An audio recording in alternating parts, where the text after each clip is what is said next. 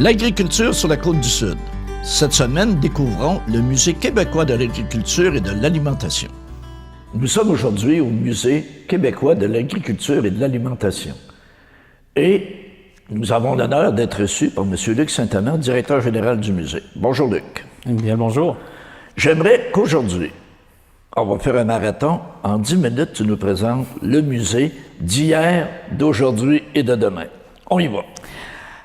Le musée commence en 1974. Paul-André Leclerc, professeur au Cégep de la Pocatière, prêtre ici au Collège de Sainte-Anne, avait la charge des musées du collège. Il faut savoir que le collège est une vieille institution académique, fondée en 1827, et comme beaucoup des institutions du 19e siècle, avait créer des musées. Donc, il avait la charge de ces musées-là, voulait leur trouver un nouveau toit.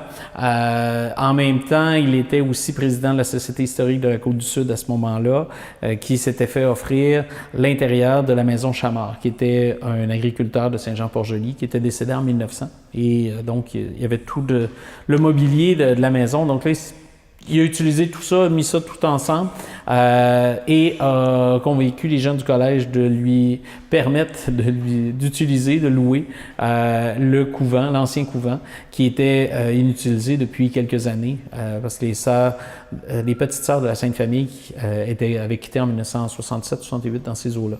Donc, on reprend le bâtiment.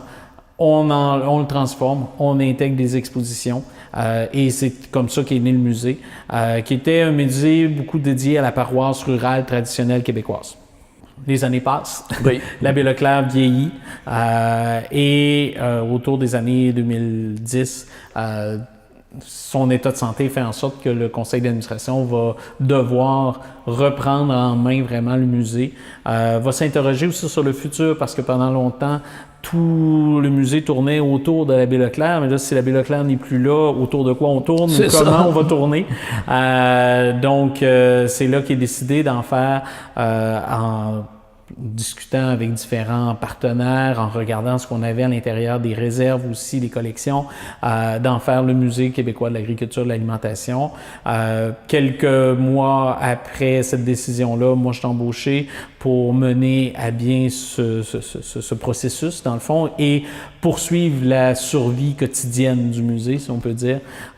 Et c'est comme ça que, progressivement, depuis le début des années 2010, l'ensemble des actions du musée sont dirigées afin de faire du musée le Musée québécois de l'agriculture et de l'alimentation dans toute son ampleur que ça peut prendre comme thème. Et aujourd'hui, le musée a 4 expositions permanentes et 4 expositions temporaires. C'est ça. J'aimerais que tu nous en parles. Donc, à l'été 2018, on a ces expositions-là qui nous sont présentées. Au niveau des expositions permanentes, on a la paroisse rurale traditionnelle québécoise. Donc, c'est vraiment la représentation d'intérieur de l'époque, fin du 19e, début 20e siècle.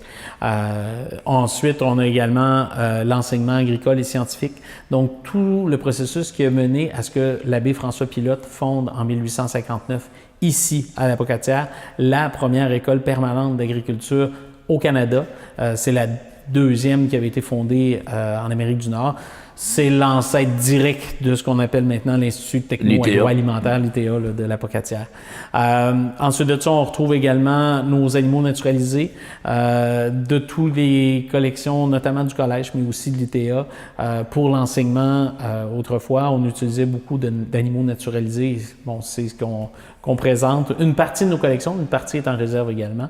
Et les transports et métiers, donc notamment les métiers de la sériculture, les métiers de transformation du bois aussi, mais aussi tous les véhicules tirés par les chevaux ou les bœufs parfois également, ou même des chiens. On a des petits traîneaux qui vont être tirés par des chiens ou des chèvres qu'on retrouve aussi là, dans cette exposition-là.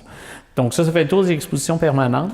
Depuis un certain nombre d'années, on a de plus en plus d'expositions temporaires aussi, c'est-à-dire des expositions qui vont durer de quelques mois à environ 1 an, qui permettent au musée de renouveler et de faire en sorte que les gens peuvent, à chaque visite ou presque, découvrir de nouvelles choses, de nouvelles facettes reliées à notre thématique de l'agriculture ou de l'alimentation. Cet été, nous avons les expositions agricoles toute une histoire, donc qui présente l'histoire de l'ensemble des expositions agricoles au Québec, mais particulièrement aussi en Côte-du-Sud, où on retrouve notamment en plein centre une magnifique maquette réalisée par le commissaire de l'exposition, Pierre Lévesque, qui est aussi un miniaturiste, qui retrace une exposition agricole du milieu des années 60 à peu près. Et puis on aimait ça, les expos agricoles, parce que le carnaval était là.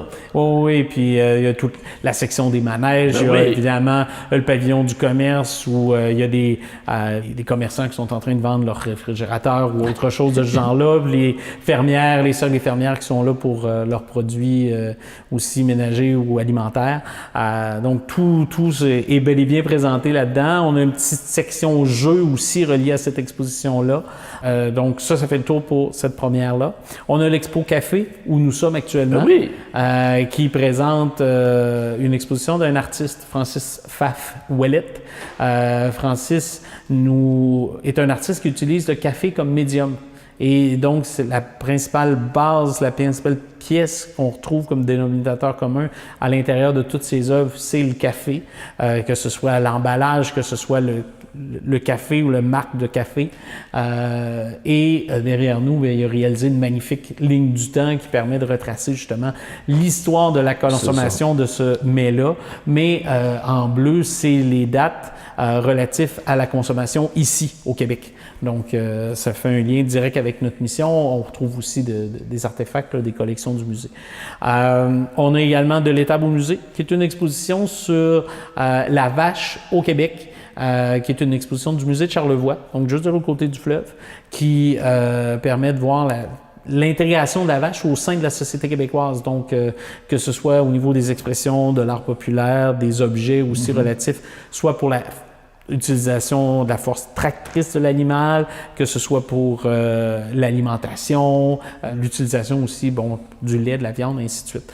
Donc c'est vraiment la vache, mais dans toute sa globalité. La pêche en anguille, un patrimoine immatériel, qui est une exposition en coproduction avec le Musée de la mémoire vivante à Saint-Jean-Port-Joli, qui permet de retracer la pêche en anguille. Parce que la pêche à l'anguille, ça se faisait ici. Bien, en fait, ça se région. faisait partout au Québec, ou presque, là, dans l'estuaire du Saint-Laurent, jusqu'au lac Saint-Pierre, ou à peu près. Mais progressivement, pour différentes raisons, il ne reste que des pêcheurs ici, les pêcheurs qui font de la pêche pour pouvoir revendre ensuite, là, donc professionnels, là, il en reste seulement ici au Kamouraska. Et donc, on présente qui sont ces pêcheurs-là, comment ça fonctionne, la pêche. Voilà. C'est quoi le poisson aussi que l'anguille? Ça a l'air d'un serpent pour certains, là, mais c'est bel et bien un poisson. Et donc, on présente tout ça là, pour permettre aux gens de bien découvrir cet élément. Là. Donc, tu nous as parlé du musée au passé, tu nous parles du musée au présent. J'aimerais maintenant, à l'automne, il va y avoir des nouveautés. Oui, trois des expositions qu'on a mentionnées vont se terminer dans le courant de l'automne. En fait, il y a seulement les expositions agricoles, toute une histoire, qui restent là jusqu'aux fêtes. Les trois autres vont progressivement être remplacées. Celle sur le café, entre autres ici, on va retrouver l'événement Orange Kamouraska. Orange, qui est un grand événement en art actuel présenté à Saint-Hyacinthe, relatif à l'agroalimentaire et aux arts, qui donc va avoir un volet ici dans la région, et ça va être dans la salle où nous sommes. Que ce volet-là va s'installer. On va avoir également nourriture de fête qui va prendre la place de la pêche en anguille, où on va parler des différents mets, différentes choses qu'on mange au travers des différentes fêtes annuelles qu'on retrouve au Québec. Donc, chaque fête, puis c'est même un peu, chaque fête a son plat. Oui, bien c'est ça. Chaque fête a son plat. On peut penser même au mois de novembre, la Sainte-Catherine, Ben oui. avec la tire Sainte-Catherine. Ça peut être un des exemples qu'on pourrait, comme ça peut être l'épluchette de blé d'Inde du mois d'août aussi, qui est une fête, Voilà. qui était traditionnellement une grande fête, puis qui se produit encore souvent au Québec. Je tiens à te remercier. Ben, Puis, ça m'a fait plaisir. tout ce que j'ai à dire, moi, il faut absolument visiter le Musée québécois de l'agriculture et de l'alimentation, parce que c'est un must. Ben, merci bien.